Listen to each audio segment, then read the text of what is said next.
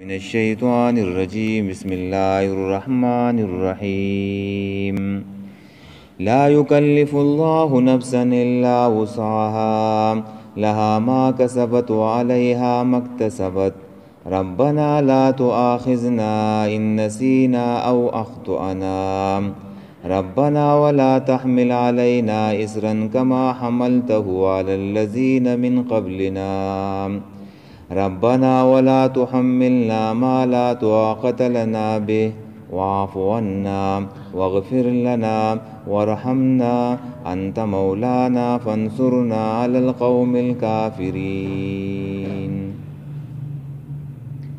سورة البقرة دا آیات نمبر 286 آخری آیات تے سورة بقرة. لا يكلف الله نفسا تکلیف نه ورکوي الله تعالی هیڅ یو نفس ته الا وسعها مگر په اندازه د وس د هغې لها د دې نفس دپاره ما هغه بدله د کسبت چې دې کړي کسب کړی وعلیها او په دې نفس باندې هغه سزا ده مکتسبت چې دې کوم عمل کړی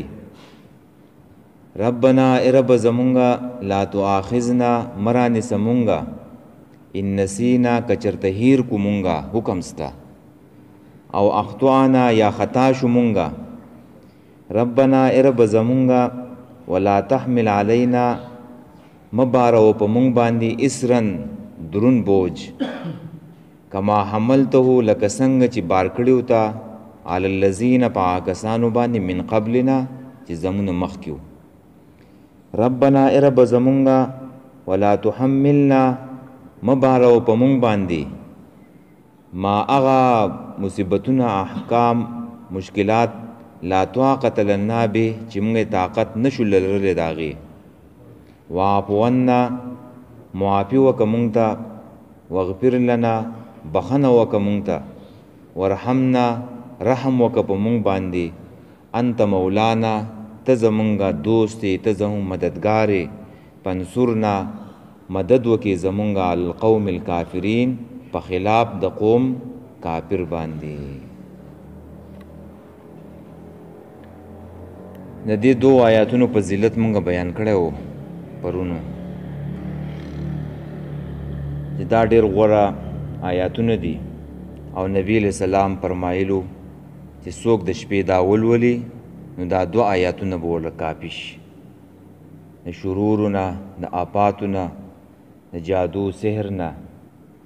دغه شان که تعجد د چا نه پاتې شي نو د هغې په ځای باندې هم دا دو آیاتونه چې سړی ووایي کافي کیږي او د شپې که څوک قرآن ونه وایي صرف دا دو آیاتونه ووایي نو دا هم د نور قرآن نه کافي کیږي. رب د دې دا ده چې مخکې آیات کې غفرانک لفظ ویلی شو چې الله مونږ ته بخانه وکړي نو د هغې نه یو وهم چې دی نو پیدا کېدو چې د دعا دا مغفرت دا دعا چې مونږ غواړو چې الله تعالی په مونږ باندې تکلیف چې دی نو مه راچوه او هغه تکلیف چې هغه زموږ په وس او په طاقت کې چې دی نو هغه نه یو نو جواب د هغې وکړی شو چې کم احکام الله وی ما درلیږلي نو په دې کې تکلیف نشته دا ستاسو د وس مطابق دي ستاسو د طاقت مطابق دي نو خیر که بیا هم څه کمې کوتاهۍ پکې وشي نو الله بیا هم د هغې بخښنه وکړي. او مخکې موږ ویلو چې مخکې د آیات تیر شوی وان تبدو ما فی انفسکم او تخفوه یحاسبکم به الله څه چې تاسو پټوئ او ښکاره کوئ په نفسونو کې نو الله تعالی به ستاسو سره د هغې حساب کوي. نو دا آیات چې صحابه کرامو واورېدلو نو صحابه کرام چې دین ویرېدله او نبی علیہ السلام ته وویله چې د الله رسوله اوسه پورې خو به داسې احکام راتلله چې هغه به زموږ په وس کې و زموږ په طاقت کې به و منځ به و دغه شان جهاد به و انفاق به و خو الله تعالی به زموږ سره د هغې شي حساب هم کوي چې زموږ په زړونو کې څه راځي زموږ په زړونو کې خو ډېرې خبرې وسوسې چې دی نو راځي نو د هغې به هم الله زموږ سره حساب کوي دا خو به ډېره ګرانه شي نو نبی علیہ السلام ورته وویل چې یهودیان او عیسایان د ځان نه مه جوړوئ چې هغوی ویلو چې سمعنا وعصینا چې واورېده خو منو یې نه، داسې ووایه چې سمعنا واطعنا چې واورېده او تابعداري کوو مونږه. نو چې صحابو دا خبره وکړله نو الله تعالی پې دا آیات راولېږلو چې لا یکلف الله نفسا الا وسعها، چې دا احکام چې کم تیر شو نو دا ستاسو په وس کې دي، ستاسو د وس نه چې دی نو بهر نه دي. نو علما ویل چې دا آیات هغه آیات منسوخ دی او دا د هغې چې دی نو ناسخ دی. په دې جمله سره هغه آیات چې دی نو منسوخ شوی دی لا یکلف الله نفسا الا وسعها سره.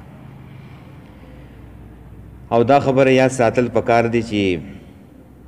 دا آیاتونه د هجرت نه یو کال مخکې چې دی نو نازلو، دا دوه آیاتونه د هجرت نه مخکې د معراج په موقع باندې نبی علیہ السلام له چې دی نو ورکړی شو. او په هغه وخت کې په مکه کې د کفر او د اسلام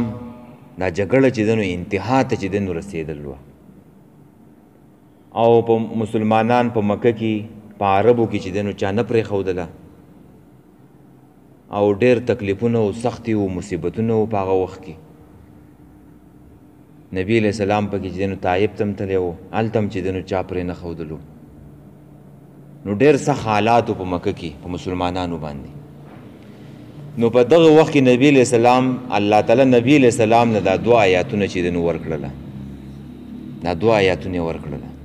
دا یو انعام و یو تحفه وه، او دې صحابو ته وویلی شو چې د الله نه دعا په دې آیاتونو سره چې دی نو غواړئ.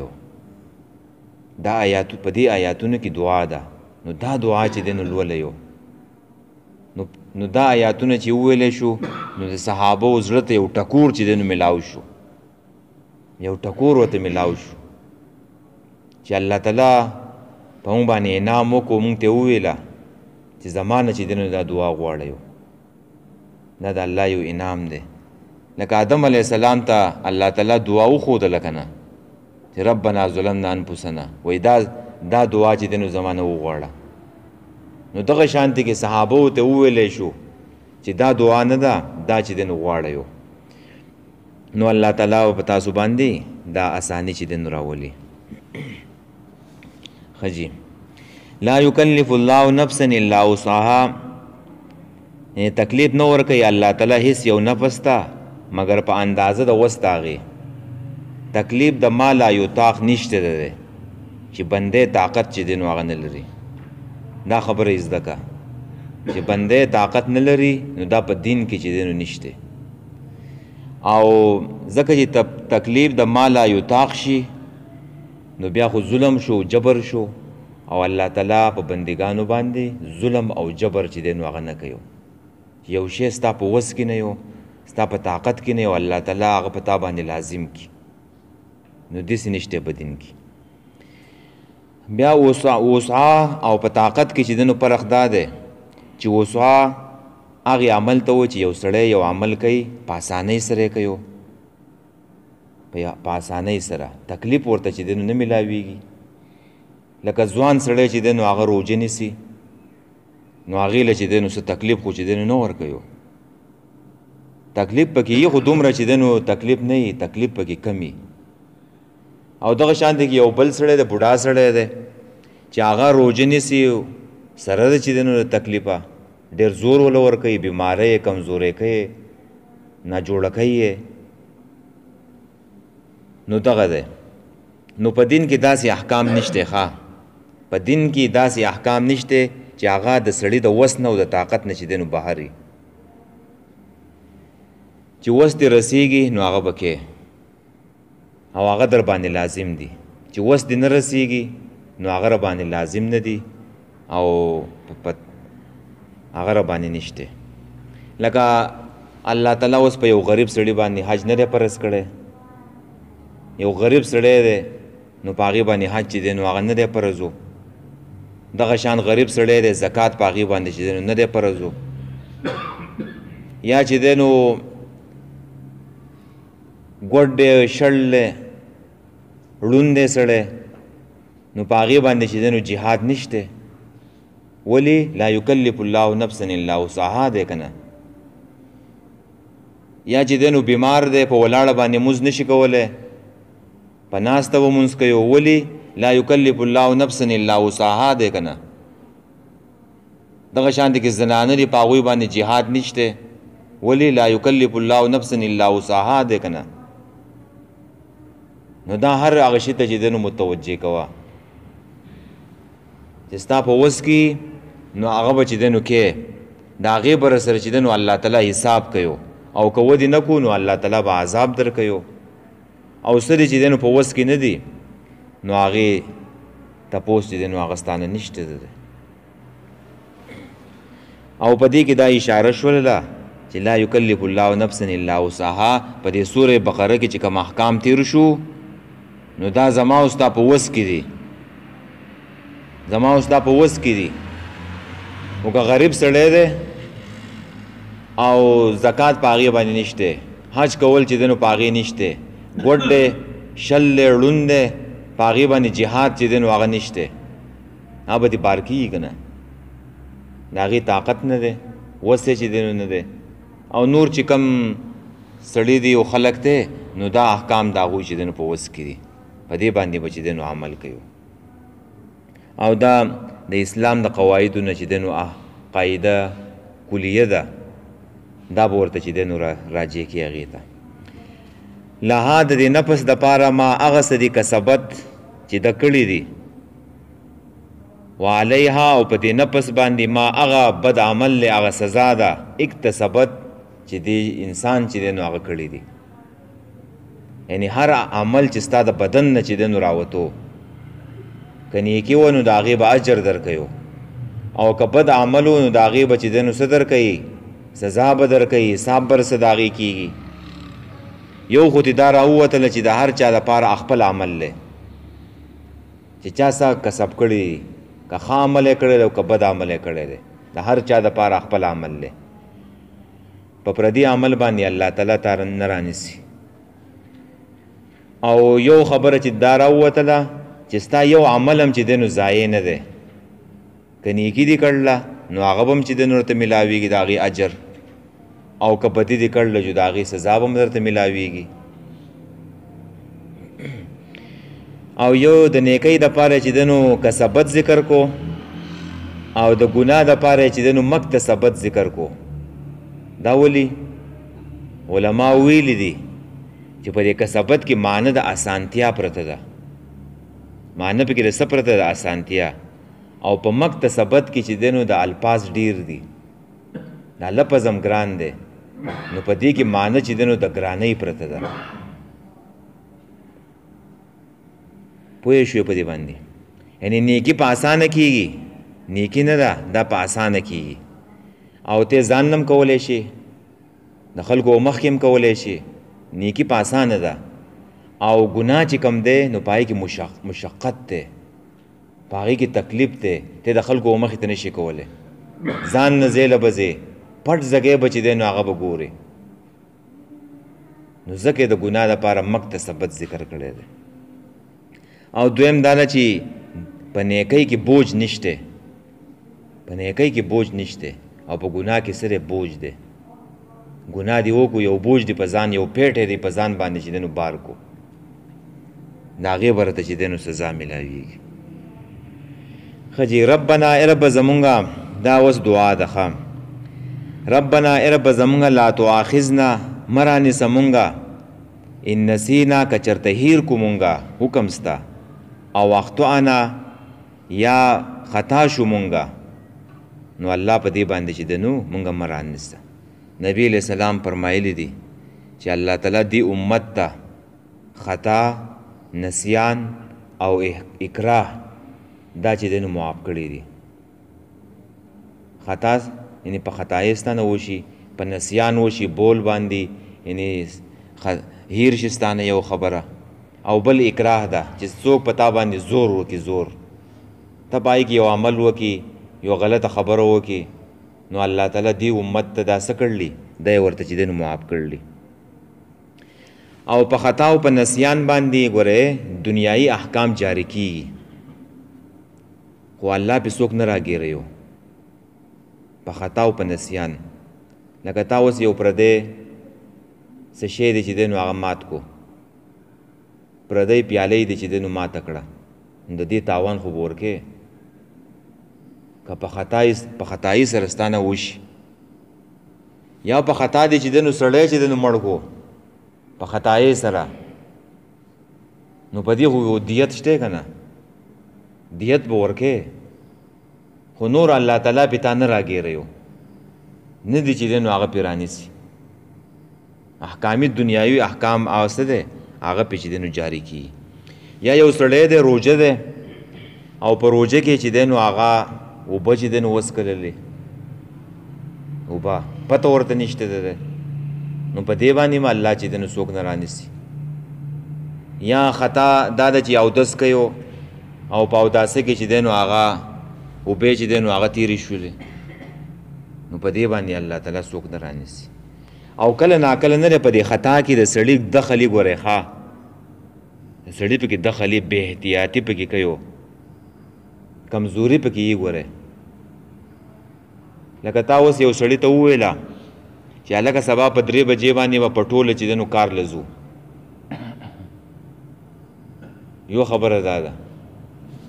بله خبره دا ده چې تا یو سړي ته وویله سبا په 3 بجې به زه تاله 1 لاک روپۍ در کومه، نو د روپو دا خبره په ایمان یې ووایي، دا به موږ څومره یاد ساتو، دا به هیره کو، د 3 بجو ته به انتظار کوو چې کله به دا 3 بجې راځي او دا 1 لاک روپۍ ماته چې دنې میلاویږي. او نور د پټو دا خبره چې پټوله به ځو، د دې خبرې چا سره دومره اهمیت نشته، خو څومره چې دی د پیسو د اهمیت چې دی نو یي. نو پرې خطا کې ګورئ د انسان دخلي ګورئ ښه، کله پکې د انسان دخلي قصدن عمدن یو کار چې دی نو هغه خطا کول، نو الله به دې په هغې بیا رانیسي. نو خطا او نسیا چې دی نسیان دا الله تعالی دې امت ته چې دی څه کړی دی معاف کړی دی. نو دا دعا چې صحابه وویله او نبی علیہ السلام، نو الله تعالی وویله قد فعلتو، دا کار مې وکړو. په دې هر جمله کې الله تعالی وویله دا کار مې وکړو. ربنا ای رب زمونږه ولا تحمل علینا مبار کوو په مونږ باندې اسرن درون بوج کما حملته لکه څنګه چې تا بار کړو الذین په هغه کسانو باندې من قبلنا چې زمونه مخکې وو. نو په دې باندې هم الله تعالی وویل قد فعلتو، دا کار مې هم وکړو. په مخکني امتونو باندې ګوره ډېر درانه چې دی نو بوجونه وو، خو دې امت باندې الله تعالی ګوره درانه بوجونه نه دي رالیږلي. مخکني امت دپاره چې دی نو یو دا و چې د هغوی دپاره تیمم چې دی نو هغه نه و. دې امت له الله تعالی چې اوبه نه یو تیمم وهه، دا یې وله چې دی نو ورکړی دی. په مخکنو امتونو کې به په قصاص کې چې دی نو معافي به نه وه، سړی به قصاص کېدو معافي به نه وه، دا څومره درون حکم و. دغه شانته کې په مخکني امتونو کې به چې غوايه یا غوا سړی به ووالو قتل به کو، نو هغه سړی به پکې قتل کېدو چې د چا غوا به وه. په دې امت باندې چې دی نو دا نشته، دا څومره درون بوج و. او دغه شانتي کې چې دی نو د خالي په ورځ باندې د سار نه واله در ماښام پورې د نور د غروب کېدو پورې هغو باندې دنیایي کار حرام و. او په دې امت باندې الله څومره اساني راوستې ده چې د جمعې اذان وشي د مانځه د ختمېدو پورې په دې کې دنیایي کار منع دی، نور بیا ټوله ورځ کوه. او څومره آسان حکم دی. او د دې چې دی نو څوک خیال نه ساتي په کم ټیم مانځله راځي چې کله ودرېږي، او په هغوی باندې دا درون بوج و. او موږ د ریسپک حکم چې دی نو خیال نه ساتو. بل به کې درون بوج دا و چې د هغوی توبه به څنګه قبلېدله، نفس به کې قتل کېدو. توبې دا و چې سړی به ځان قتل کوي، دا څومره درون بوج و. الله تعالی په دې باندې امت باندې هغه نه دی راوستی. او دغه شانتې کې په یو ځای به نجاست ولګېدو په کپړو باندې، هغه به یې چې دی نو کټ کولو. په قینچۍ به چې دی نو هغه ځګی چې دی نو کټ کو جامې دی امت ته څومره اساني ده چې بس په اوبو باندې چې دی نو وینځه صفا بشي په مخکني امتونو باندې څلورمه حصه زکات فرض و په سلو کې 25 روپیو او دی امت ته الله څومره اساني راولېږله 2.5 روپۍ په سلو کې نو دغه شانتې کې دا ډېر احکام دي ښه یو پخوانو امتونو باندې دا درانه بوجونه ربنا ای رب زمونږه ولا تحملنا مبار کوه په مونږ باندې ما هغه مصیبتونه تکلیفونه لا طاقت لنا به چې مونږ د هغې طاقت چې دی نو نشو لرلی یعنې د دین په معامله کې چې په دین باندې چې دی نو په مونږ باندې مصیبتونه او تکلیفونه چې دی نو راشي څنګه چې په پخوانو امتونو باندې راغلو څومره تکلیفونه به ورته رسي قتل کېده به جیل کېده به دا غوښې به ته چې دی نو کټ کېدلې نو داسې بوج الله تعالی په مونږ باندې مه راچوه چې درون چې دی نو بوجي یعنی اعمال او احکام پکې هم چې دی نو مراد دی چې د هغې مونږ چې دی نو طاقت نه لرلو د مخکې جملې او د دې جملې فرق دا دی چې مخکې کې هغه احکام چې سړی طاقت لرلی شي او په دې وروستنۍ جمله کې ربنا ولا تحملنا ما لا طاقت لنا چې سړی د هغې بوج د اوچتولو چې دی نو طاقت نه لري مثال یې داسې دی لکه ته د سیمټو یو بوج یې اوچته کې او بیا چې دی نو وروستو 2-3 بوجۍ چې دی نو اوچتې نو دا 2-3 بوجۍ نشي اوچتولی د لاندې به تیسته پروت نو داسې مثال یې دی ښه چې هغه ډېر زیات او ډېر درانۍ چې سړی د هغې چې دی نو طاقت نشي لرلی او په ما لا طاقت لنا کې هغه خبرې هم رالې چې صحابو مخکې د هغه آیات نه یېرېدلو چې او تخفوه یحاسبکم به الله چې کومه تاسو پټوئ په خپلو نفسونو کې نو هغې هم حساب به رسره کومه نو په دې کې هغه وسوسې هم چې دی نو رالې چې دا وسوسه د چا په اختیار کې نه یو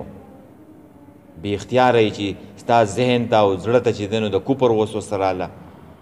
نورې خطرناکې وسوسې رالې نو هغه هم په دې کې مراد دي چې د هغې موږ طاقت چې دی نو نشو لرلی او دغه شانتې کې ګران احکام اوس که الله تعالی په ورځ کې 20 منځونه فرض کړی وی نو دا به څومره چې دی نو ګران حکم وی دا به چا اوچت کړی وی دا حکم دا بوجو نو دا هم پکې چې دی نو داخل دی چې سړی د هغې چې دی نو وس چې دی نو نه لري واعف عنا معافي وکړه مونږ ته یعنې ګناهونه زموږ چې دی نو عفو وکړه ختم یې کړه وران یې کړه واغفر لنا بخښنه وکړه مونږ ته ورحمنا رحم وکړه په مونږ باندې انسان چې دی نو دې دریو شیونو ته چې دی نو محتاج دی چې یو سړی بل سړی چې دی نو هغه ونیسي او هغه ورته وایي چې دی نو ما پرېږده معاف مې کړه او بیا ورته وایي چې زما دا حلم چاته مه ووایه په ما باندې پرده راچوه او په آینده کې م راته څه مه ووایه نو دغه شانتې کې انسان دې دریو الفاظو ته چې دی نو محتاج دی په بخښنې کې د ګناهونو په باب کې د دریو خبرو ته چې دی نو هغه محتاج دی چې واعف عنا یعنې معافي وکړه مونږ ته او یا بعضې علماو پکې دا هم ویلي چې واعف عنا یعنې معافي وکړه مونږ ته د ګناه د کبیره ګناهونو واغفر لنا او د صغایرو ګناهونو د صغیره ګناهونو چې دی نو مونږ ته معافي وکړه ورحمنا او په مستقبل کې چې دی نو په مونږ باندې رحم وکړه چې بیا رانه چې دی نو ګناه ونه شي ښه جي انت مولانا ته زموږ چې دی نو مولا یې د مولا ډېرې معنی دي ناصر ته وایي ناصر وایي مددګار ته او مالک ته چې دی نو هم ویلی کېږي سید ته هم ویلی کېږي د غلام چې دی نو سیدي او حبیب ته هم وایي دوست ته خلک وایي که نه مولانا صاحب وایي دا زموږ مولانا صاحب دی مطلب دا دا زموږ دوست دی دوست دی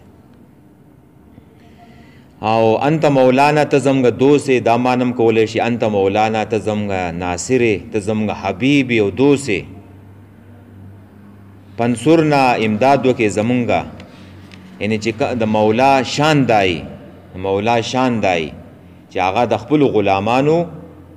د دشمنانو په مقابله کې چې دنو مدد کوي ناصر یې مدد یې کوي القوم الکافرین په قوم کافر باندې نو چې دا صحابه نبی علیہ السلام ویلا نو الله تعالی ویل قد فعلتو چې په دې کې د ځان لپاره دعا هم وشوه او د دین لپاره چې دنو دعا پکې هم وشوله دعا به د ځان لپاره غواړي او د دین لپاره چې دنو هم غواړه چې الله تعالی په قوم کافر باندې چې دنو موږ مدد راکړي او کستا دا سوال راځي په ذهن کې چې وزد په دې کافرانو باندې الله تعالی مسلمانانو غلبول نه ورکوي مونږ دا دعاګانې چې دنو لولو نو جواب دا غي دا دی چې دعا سره به چې دنو اسباب هم استعماله چې مسلمانان اجتماعي طور چې دنو جهاد وکي جهاد کوي نو دا د الله تعالی وعده ده مسلمانانو سره چې په کوم ځای کې د کافر قوم چې دنو خلاف جهاد کیږي نو الله تعالی به سره چې دنو سکی امداد کوي چې ما او تا دلته ناس یو او دعاګانې غواړو چې الله امریکا تباه کړي د روسیان تباه کړي هندوان تباه کړي او د دې ځای نه پاسونه نو په دې و الله تعالی موږ ملامت کوي دعا وکړي خو د دعا سره به چې دنو اسباب لټي داسې مثال دی لکه مستقیم وسوي چې الله مال زوی راکړي او واده نه کوي یا دسی بل سړی وویو یا الله مال زوی راکړي واده نه کوي نو دا به څنګه دعایي نو اسباب به ولټې واده به وکړي او بیا به چې دی نو دعا غواړي د الله نه نو بیا به بچی درکړي نو دغه شانت کې به ته جهاد ته راپاسې او دعا به چې دی نو غواړي نو دا د الله وعده ده د کافر قوم خلاف به الله تعالی چې دی نو ستا مدد کوي خجی او معاذ ابن جبل رضی الله تعالی عنہ نقل لی موقوف روایت ته او دا صورت ختم شو نو بیا به آمین ویلو موقوف دا د صحابي عمل له صحابي خو د ځان سره عمل نشي کوله او کې دې چې نبی له سلام نشي دنو اوریدلی چې نبی له سلام بچ دنو آمین ویلو خجی لا یکلف الله نفسا الا وسعها تکلیف نور کوي الله هیڅ یو نفس تا الا وسعها مگر په اندازه د وس د اغه د طاقت داغه لها د نفس د پاره ما هغه بدله دا کسبت چې هغه کړی دا چې هغه کوم عمل کړی دی د خیر نه نو ثواب به ولور کی وعليها او په دې نفس باندې هغه سزا ده مکتسبت چې د کوم عمل کړی د شر نه د ګنا نه ربنا اے رب زمونگا لا تواخذنا مرانی سمونگا ان نسینا کچرته هیر کومونگا حکم ستا او اخطانا یا خطا شمونگا ربنا اے رب زمونگا ولا تحمل علینا مبارک او پمونگ باندې اسرن درن بوج کما حملتو لک څنګه چې بار کړیو تعالی الذین فاکسانو باندې من قبلنا چې مخکیو زمونږ ربنا اے رب زمونگا ولا تحملنا ما لا طاقت لنا به مبارک او په مونږ باندې هغه مصیبتونه چې طاقت یې مونږ نشو لرلی به د هغې واعف عنا معافي وکړه مونږ ته واغفر لنا بخنه وکړه مونږ ته وارحمنا رحم وکړه په مونږ باندې انت مولانا ته زمونږ دوست ته زمونږ مددګار پنصرنا مدد وکړې زمونږ القوم الکافرین په خلاف د قوم کافرانو باندې وایي